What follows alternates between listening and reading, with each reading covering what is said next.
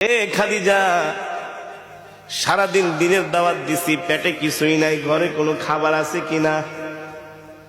আম্মাজান খাদিজা বলে, ওগো প্রিয় স্বামী, আমাদের ওই যে ছোট একটা বকরি আছে, শুধু ওই বকরি থেকে সন্ধ্যাবেলা এক পেয়ালা দুধ দহন করে আপনার জন্য রেখেছি।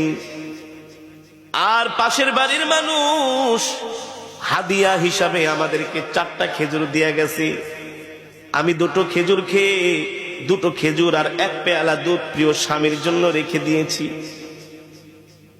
আপনাদের কাছে আমার প্রশ্ন, সারাদিন না খাওয়া মানুষের কি এক পেয়ালা দুধে কি পেট ভরে, তৃপ্তি মিঠে? আম্মা জান আয়েশা রাদিয়াল্লাহু তাআলা আনহা আল্লাহ নবীর সামনে দুধের পেয়ালা হাজির করলেন। নবীজি অর্ধেক টুকুন দুধ খেয়ে অর্ধেক টুকুন দুধ আম্মা জানকে দিয়ে দিলেন। নবীজি একটা খেজুর খাইলেন, আর একটা খেজুর আম্মা জানকে দিয়ে দিলেন। আম্মা জান বলে, ওগো প্রিয় স্বামী, 2টো খেজুরি আপনি খেয়ে ফেলেন। আল্লাহ নবী বলেন, না না না, আমি আমার হাত দিয়া তোমাকে একটা খেজুর খাওয়াই দিব। আল্লাহু আকবার। এই কথা বলতে বলতে হঠাৎ করে নবীজির চোখ চলে যায় আম্মা জানের কাপড়ের দিকে। আম্মা জান যে কাপড় পরেছেন, ওই কাপড়ের মধ্যে এত তালি, এত তালি, এত তালি, এখন আর মনে হয় কাপড় ছিঁড়ে গেলে তালি দেওয়ার মতো জায়গা থাকবে না। সরকার দো আলম আম্মা জানের মুখের দিকে তাকায় বলে, খাদিজা, এ খাদিজা,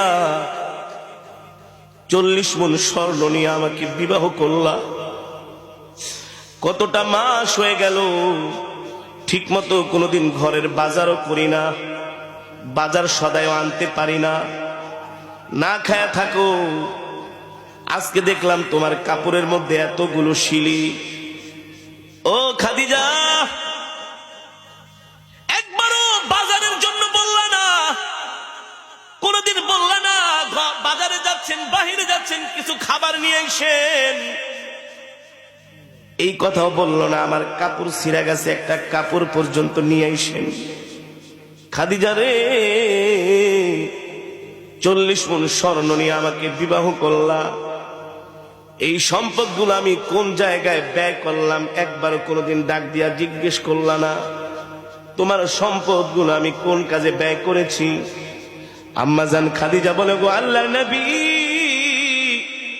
আমি জানি আমার কলিজার টুকরা স্বামী ওই সম্পদগুলো আল্লাহর রাস্তায় দান করে দিয়েছেন, এই জন্য আমার জিজ্ঞেস করার কোনো প্রয়োজন নাই। আল্লাহু আকবার।